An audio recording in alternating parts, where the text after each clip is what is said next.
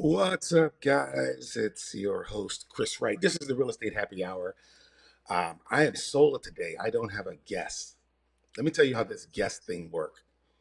A lot of you already know that I do the Real Estate Happy Hour. I try and do it weekly. The last one I did was with Brad Lawstrip. It was about multiple offers. I put it out there, man. I just say, hey, listen, I'm looking for some guests to come on the show, get a chance to promote yourself, promote your business, as long as it's remotely, just remotely connected to the real estate industry. We can do a video, and these videos go to podcasts, they go to YouTube. I do shorts and I do reels, and I try and promote my people in the community, but I'm not going to chase people. Like I put it out there, I ask people, hey, you should come on the show. And some people are camera shy. Some people say, I don't have an hour in my week to spend with you. It is what it is. But like I said, I'm just trying, I do this for fun, not making a dime. And if I do make anything, it's probably just a dime. Big shout out to Joanne at the mortgage place. She gave me this shirt. I like big homes, and I cannot lie. So Joanne Russell gave us this shirt at one of the functions we did. So anyway, yeah, I'm solo today. I didn't have a guest. I did reach out to a few people. Some of the same people want to come back on. That's fine. I'm going to have Joe DiCaprio back to talk about insurance soon. And I'm going to do a couple of other shows about credit repair that's coming up. And so today, a few topics that's top of mind, and I'm really excited about it. Spring is here, and real estate market is about to go crazy. I cannot wait. So, also, wedding season is here. As you know, I'm a wedding DJ, ready to rock some parties. So, some people out there getting married. Make sure you contact us at Upbeat Occasions, select Chris Wright, and I will be your DJ. So, we're looking forward to that. So, what is going on in the real estate industry? We're still doing a lot of multiple offers. There's still not any inventory out there, and buyers are struggling. But interest rates are what they are, but that doesn't mean you shouldn't buy. There's a couple of lenders out there with special promotions regarding knowing understanding what the interest rates are. If they happen to go down in the next year, they have some promotions around refinancing. So you definitely want to ask your lender about that. Uh, and what else? So, yes, so right now, the biggest thing about the multiple offer market is trying to sell your house and buy a house at the same time. And this can be really, really tricky because a lot of sellers, you first of all, you have to put it in a contingency most times that I need to sell my house um, in order to buy a house because you don't have money to potentially pay for two mortgages should that happen. Also, your debt to income may not be where it needs to be for a lender to authorize you to potentially have two mortgages. So they'll say that this pre approval is contingent upon you selling your home. And what comes first, the chicken or the egg? How do you do it? Do you sell your home first, live with a friend or a relative, and then search for a house? Or, I don't know, sometimes you can rent your home. Not everyone wants to be landlords, but it is a tricky thing. So it's a balancing act. Highly recommend you talk to a professional. We, the real estate agents, have gone through this dance quite a few times, and we know how to help people navigate it. It's not a 100% exact science, but we know that some people want to get out of their current home. And hey, look, if you do it, then you're putting your home on the market, and we do need inventory. So we highly encourage it. But make sure you got your finances in order. Get some financial preparation going. Have a solid financial plan on how you're going to do this, how you're going to, sell your home. A lot of times people need the funds or the proceeds from their sale in order to move forward with the purchase. They just don't have enough money saved. And if you're going to make the mother load, like sell your house and have $150,000, that's great, but you can't buy the new house or you can't close on the new house until you have the closing of the other house. You can even do it on the same day. You can buy and close on the same day.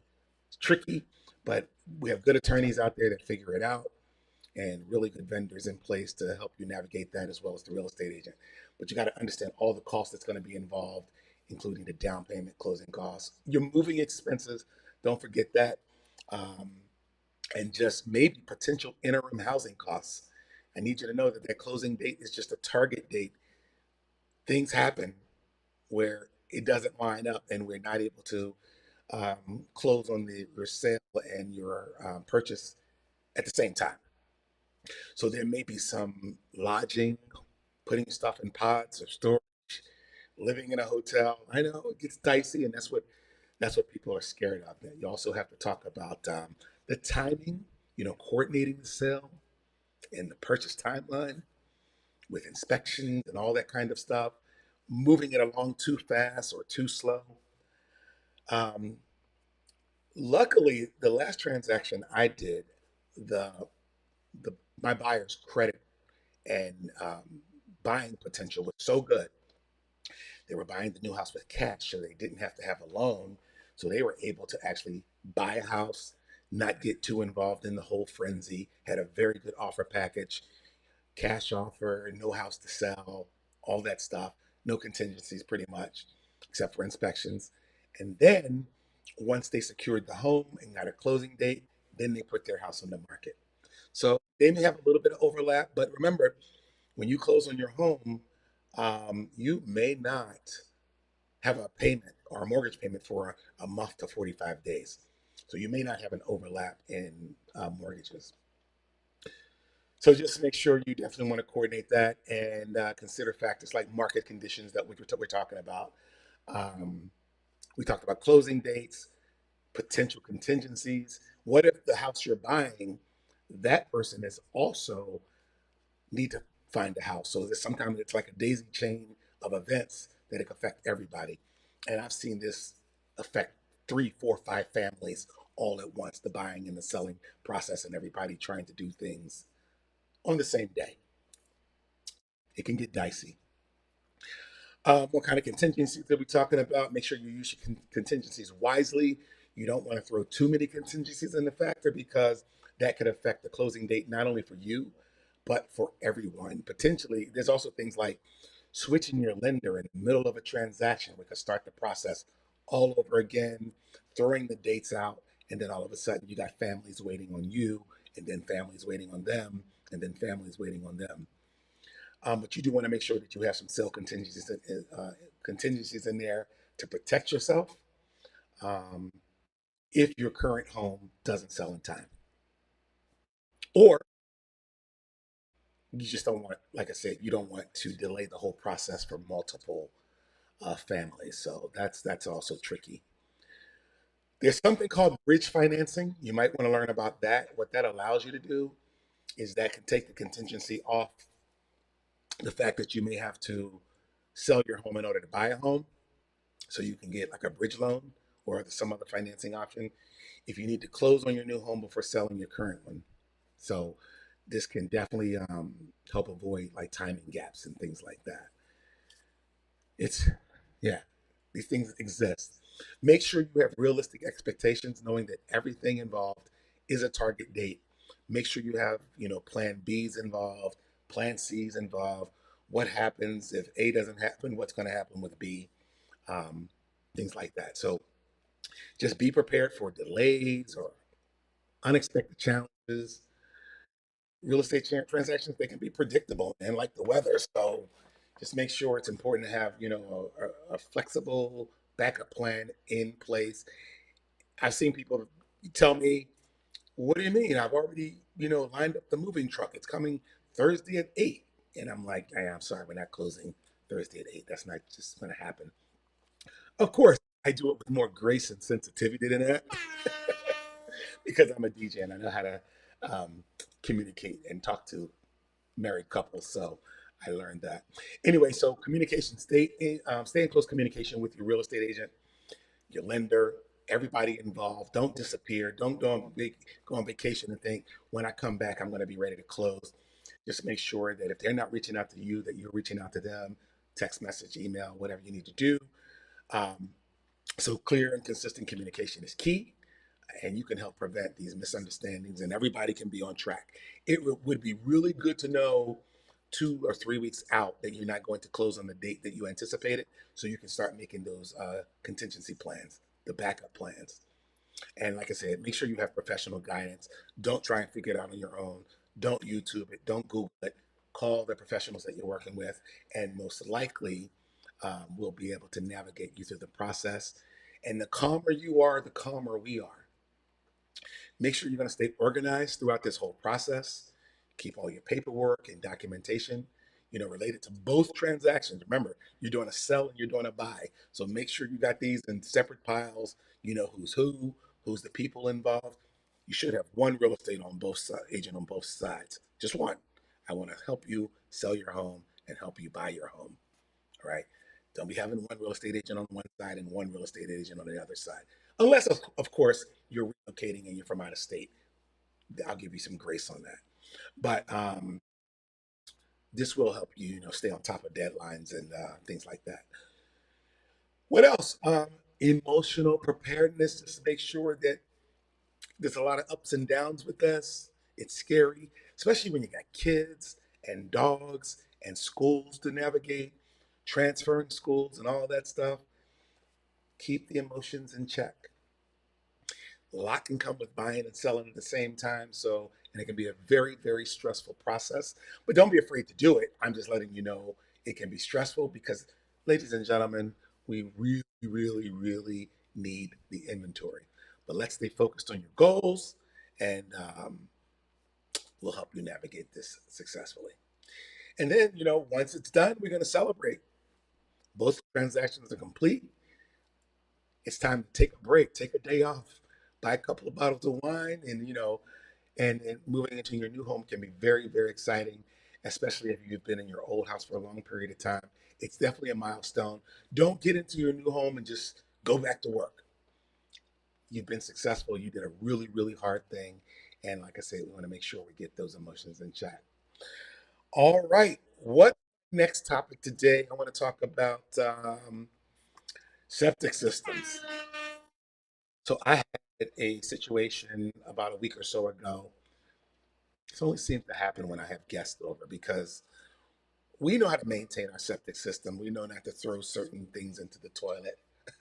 We use the proper toilet paper and all that kind of stuff. Remember, my house is all female except for me, so I don't use as much as they do.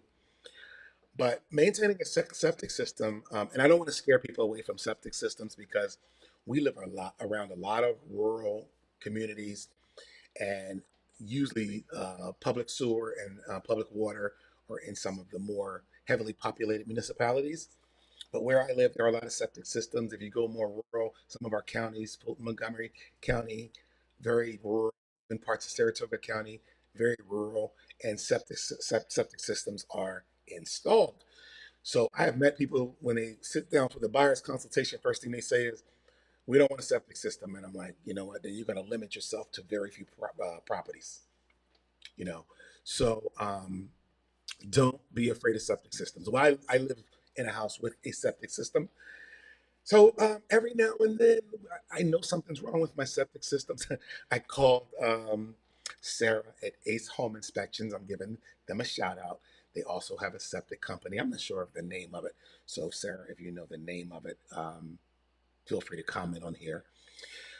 And they have a septic system company along with their home inspection company, and they say Chris will come out and take a look at it, dig it up, scope it for you, see what's going on. I'm afraid to do that right now because I'm afraid of what they'll find. Right now, so a couple weeks, like I said, a couple weeks ago, everything started to back up. Water wasn't draining; it was rising up in our shower. I had called the plumber. He came and checked out the plumbing. He goes, "No, I think you have a septic issue." He said, if it's not your septic system, call us up, let us know. We'll come out and take a closer look. I just don't want to start disconnecting your plumbing, looking for a problem or a clog. But if they can scope it, they can find out if there's a clog somewhere. Remember, there's multiple parts of a septic system. I am not a professional. I only pretend to be one, and I play one on TV. But I want to tell you that I do know that there's a septic system, like the main area where your They dig up, then there's like a distribution box, and then there's a leach field. Give me props. If you're in the septic world, give me props for knowing that. All right. So anyway, enough about that. But I do know there's multiple parts of a septic system, and I'm actually going to have a guest on here, and we're going to talk all about it. I think next week. I think next week. Emily, call me. Ace Home Inspections. Give me a call. We're going to have Matt Stonepfeiffer come on here and talk to me about septic systems. So today I'm just going to kind of gloss over my problem that I had. So everything started to back up a little bit. And then next thing you know, not nasty. When I say waste was coming up through the drains, it wasn't nasty. It was just as you could see, it was like I didn't see like shit coming up, but we did see issues, nasty issues. Um, anyway, after a couple, a day of flushing and using our system as normal, it all went away. By the time the plumber came, everything was gone. That's what happens. As soon as you call a contractor, the problem's gone. And you're like, shit, I got to pay for a service call, and he can't even find the problem. So that happened to me, and so long story short, I got to get a septic guy over here. But here's some tips though. Make sure you do regular inspections. Any good septic company worth their salt will tell you, depending on the amount of people that live in your home, you want to have to schedule regular septic inspections with a professional company to check for issues and pump it out at least every 2 years. People say, oh, well, if you only got one or two people in the house, you only need to do it every, I guess, 4 to 5 years. But don't do that. Just put it in your schedule. Septic inspection every 2 years. Pump regularly. They say 3 to 5 years, but I like to do it even more than that because I've only lived in my house for 3 years and we already have problems. And I'm going to have to bite the bullet and figure out what the hell's going on. Just be mindful of water usage in the house, water flow, making sure you're not overloading the system. They have what they call low flow fixtures, and make sure you want to spread out your laundry and your dishwasher loads. Try not to run your dishwasher at the same time that you're running your washer and dryer. Proper disposal. Avoid flushing non biodegradable items such as grease, oil, chemicals into the system. No feminine napkins. Remember, I said I live in a house full of females, including my dog. Luckily, my dog doesn't have to flush um, feminine napkins down the toilet. But even with that, I don't even want to put doggy poop in the toilet. If you have a cat, don't put the kitty litter, don't flush it down the toilet. All that kind of stuff can clog the system and disrupt the natural process, right? Then there's your landscaping. Avoid planting trees, shrubs near the septic system. I have a zero turn mower and I always seem to run over the septic system. Now I know it's probably not heavy enough to do damage, but there is a dip right where my septic system is. It's very easy to find my septic system because there's a dip there and I always run over it with the lawnmower. So I don't know if I'm doing damage, if I've broken a line or anything like that, but just be mindful of your landscaping and where things are in the yard of your septic system. They have what's called septic safe products for cleaning and personal care. You want to avoid, harming the bacteria in the system that breaks down waste. So make sure you don't you find septic safe products. And then the drain fill maintenance, I think that's the leach field, but some people say drain fill. Remember, I'm not a professional at this. I'm going to have a pro come on and help us. I'm just going to tell you, I don't want you to be afraid of septic systems. And if you do have one, I do want you to maintain it. So you want to, protect your drain field by avoiding too many heavy vehicles, just like I just talked about, or structures on top of it. So I got a new shed in. I bought a new shed. I posted that on Facebook. And the guy was trying to figure out, hey, can I go this way around your front yard with the mule and the shed to put it over here or whatever? And I was like, as long I'm not sure where the drain field is, so I'm going to say no. Because when I bought the house, the drain field had to be replaced because a truck, some type of excavation truck, had run over it, and this can compact the soil and kind of reduce the effectiveness of the field. So we want to make sure that we're not running over shit. You got that running over shit with heavy equipment. I like I say, we want to make sure that we monitor, signs of any trouble that we might have with the septic system. Watch for signs of failing systems, slow drains, which is what we have. Had sewage backups, foul odors. It does stink. The odor kicks back up into the house. So if you start to smell something like that coming out your water, and I even have a water softener and a filtration system, so I should not have had that type of issue. So um, make sure that you look for those type of problems, and then of course educate yourself. Here's a time you can look at YouTube videos just to get an education on septic systems, just understanding how they work. Educate all your family members on the proper usage of the system, and that way you're going to avoid some costly repairs. But then, when you get professional help, if you see, there's a problem, call up Chris Wright, that's me, the realtor, and say, hey, buddy, do you have any septic professionals that I can call? I think I have a problem. All right, so shut up, shut up, shut up. Enough, enough, enough, enough. All right, last thing I want to talk about today is um, commission transparency. So we're seeing a lot of that in the market right now. You might have seen it on social media. You might have seen it on the news. Not one of those things that we're going to make a big hubbub about it. All it is transparency. All it is transparency. A lot of sellers didn't understand on how buyers get paid.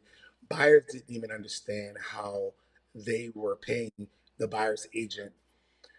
Sellers, some the whole listing agreement might have been glossed over as to where the commission goes. Shame on you, real estate agents, if you've done that. But that's what I'm going to call it, the commission transparency. All it is that whatever you do with money, wherever you're spending money, this is why you get credit card disclosures telling you what your interest rates are, if they're going to go up, how they're any late fees and penalties. If you buy a house, you get a whole stack of papers telling you all about your mortgage rate, how that works. If you have a variable a variable rate interest, how that can go up or down. You always want to know. Everybody should be transparent to the consumer about how they're spending their money. So I want to just say that. So this is, I don't want to talk about NAR or the government or anything like that. I just want to talk about something that's new, that shouldn't really be new, is commission transparency. If I'm selling my house, I want to know how much commission I'm paying and where that commission is going. Because if I was to say something like, I'm going to sell your house and you're going to give me $10,000 for it, for doing it, you might say, I don't know if what you're doing is worth $10,000. So, as a listing agent, I really have to break it down and tell them where every bit of that $10,000 might be going. If I'm sharing it with the buyer's agent, if I'm doing, all the things that I'm doing around selling their house, photography and marketing and social media and anything that's going to cost me money, that should be presented in the listing presentation. So transparent. Let's talk about it. All right. So the buyer's agent commission. So now, as a buyer's agent, when you're doing a consultation, you need to be telling your client what your fee is or what your rate of pay is and how you can be paid. You may say, um, well, some of my fee will come from the seller, or it may not, or all of it may come from the seller. And if none of that happens, then you'll have to figure out how to pay me, and I can talk to you about various ways that we can make that happen. Do you agree to that? Of course, Chris. You're a wonderful guy. Of course, I want you to get paid for showing me 26 houses in the next 2 weeks. And once you have agreed that your buyer knows that you're going to get paid, is we're just not sure how you're going to get paid. That's going to be a case by case basis. It's going to depend on each house that we look at. The buyer may say, "Hey, this house that I love over in Clifton Park, are you going to get paid by the seller or me?" Or are they going to pay you a portion of your commission? And I may tell you, yay, nay, who knows how that's going to happen. We will figure it out from house to house. But the buyer knows right up front that this is your fee, and if someone's not paying it, they're paying it. All right. So the buyer's agent commission is negotiated between the seller and their listing agent. The listing agent may tell the seller, would you like to agree to pay the buyer's agent their commission? And they'll tell them why. That buyer's agent works very hard. There's this many agents in our area. The more you're willing to pay them, or if you're willing to pay them, the more buyers they may bring to your home. There, you just never know. So, and of course, in light of fair housing, if my buyer wants to see a house, they're going to see the house. I'm not going to steer them away from it. I'm just letting the listing agent is just letting the seller know that by offering the buyer a commission, um, it's a stronger chance that their house will be seen by more people. It's typically a percentage of the sale price, and you know, the listing agent or the seller will have to make a decision at that time on how they want to do that. So the seller may say, "Well, can I decide how much I want to pay them?" Sure, you're the king or queen. You run a show here. Would you like to pay them, 2.5%? Would you like to pay them 2, 1? It's all up to the seller. In the past, they didn't know what they were paying. So now we just have to be a lot more transparent with what the seller's doing and, stay out of trouble. And like I said, it should have been that way in the beginning, but now we're just bringing it to light. We're shining a big spotlight on it. And all of that will go in the listing agreement. And once the seller makes a decision, they should not change their mind at the last minute. They can't change their mind at closing. They can't change their mind once they get a contract. Well, they can, but there should be a lot of conversation around that because they are the seller. All right. Buyer's agent representation, like we just talked about, the buyer needs to be very clear and upfront in how they expect to be paid. Every other profession that provides a service, whether it's a shrink, or I shouldn't call them shrinks, let's be professional here, Chris, a psychologist or a psychiatrist, they tell you their hourly fee up front. Legal representation, if they're going to represent you, they tell you their fees up front. A doctor, OBGYN, you always know their fees up front. So buyers, when you are talking to your client or customer, you need to say, this is my fee up front, and these are the various ways I can be paid. And it can change from home to home. All right. And then you're going to help the buyer find properties, the properties of their choice, and you're going to negotiate the offers, navigate the whole closing process. All right. So don't worry about the commission. Let's get the job done. See, because you don't have to worry about that as long as everybody's on the same page. There's transparency, and everyone knows how they're going to get paid. True, true. Everyone's going to get paid. All right. So there will be disclosures. There's going to be documentation. Everything's going to get signed, and you can just real estate agents. You can have a free and clear transaction. Everyone smiles at the closing because no one's blindsided by anything. Like I said, listing agents are now required to disclose to buyers the existence of any buyer's agent commission. So I just happened to me yesterday. I went to put in a showing request. That listing agent immediately sent me an email. Hey, thanks for showing 1234 Main Street in Amsterdam, New York, um, and please sign this form saying that you understand that we are not paying any buyer's agent commission. Okay, I know up front, and I know what to tell my buyer. I appreciate the email. I didn't get mad. I didn't go, you SOB, you cheap, blah, blah, blah, blah. And no, I didn't ask that. Well, how much are you getting paid? It's none of my business. It's none of my business. He let me know up front. He was fully transparent. He disclosed the fact that the seller was not paying my commission if I was to sell that home. Cool, right? Transparency is everything. So, what is the impact on the buyers? This settlement, yeah, not shit. Oops, oops. I don't want to say that word. I almost said that word, settlement. I hate that word. But this new way of doing business, it just allows buyers to see how much their agent is being paid and by whom. Right? Transparency can help buyers understand, any potential conflicts of interest and make more informed decisions, whether they need sellers concessions, whether they want to take more out the bank, how much more down payment they want to do. They just don't want to be blindsided by it. So putting that out there. All right. What's the impact on the sellers? Sellers, they just need to adjust their listing agreements. They just want to, comply with the new disclosures and all the requirements. Um, they may need to consider a new pricing strategy. Maybe if I get, I can pay more, right? And how their decision could affect the buyer's agent's interest or the buyer's interest out in the market.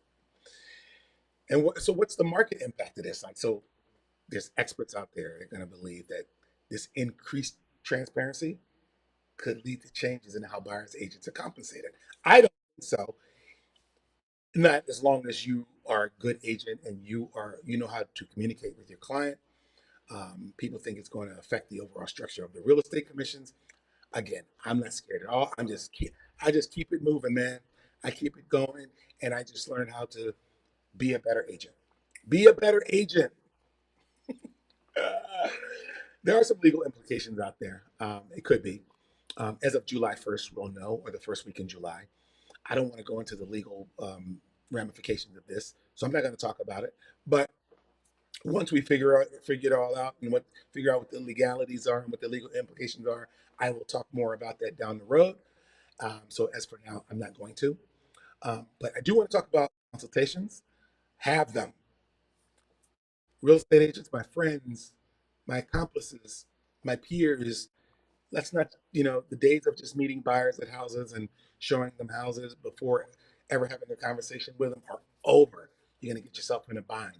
Buyers, if you're out there looking on the internet website, Zillow, Realtor.com, Homes.com, all these websites, and you, Redfin, and you just want to call up any agent, black, blue, brown, or purple, and say, I'd like to see this house, don't do it, because you yourself are going to find yourself in a pickle, because you're not going to understand the whole commission structure. So consultations are huge, because now we're going. It's a big process. So we're going to explain to you our process and how it's going to affect you financially. It's going. This is like the largest transaction monetarily you will do in your life, and you may do multiple of them. So just don't toss money around. I can't imagine you buying any. You guys do more research in buying a motorcycle than you do in buying a house. You think you're going to show up and make it happen. You're not renting a house, you're buying a house.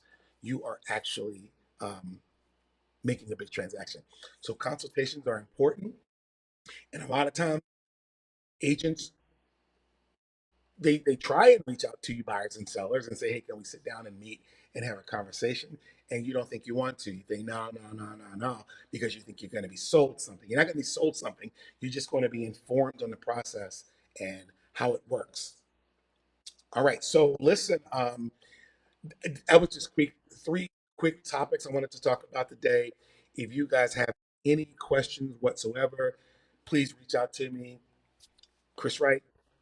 Um, Licensed associate broker. I forgot who I was. I was like, am I a DJ today? Or because I do DJ podcasts as well and stuff like that. So no, reach out to me. You can inbox me. You can text me. I won't harass you. I'll just answer your questions to the best of my knowledge. If I don't know, I'll get you more information. If you need more information on your septic system, I'll get you information there. But other than that, you guys have an incredible day. I look forward to seeing you out there in the field, agents and buyers and sellers. Talk to you soon. Take care.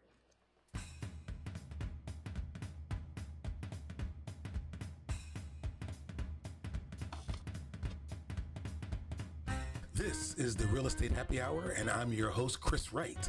It's a fun place where we talk real estate, pop culture, and what's trending. Hey, I might even give you some good advice, so grab yourself a drink, sit back, relax, and take a listen. Unless you're driving, of course. I'll see you guys on the other side.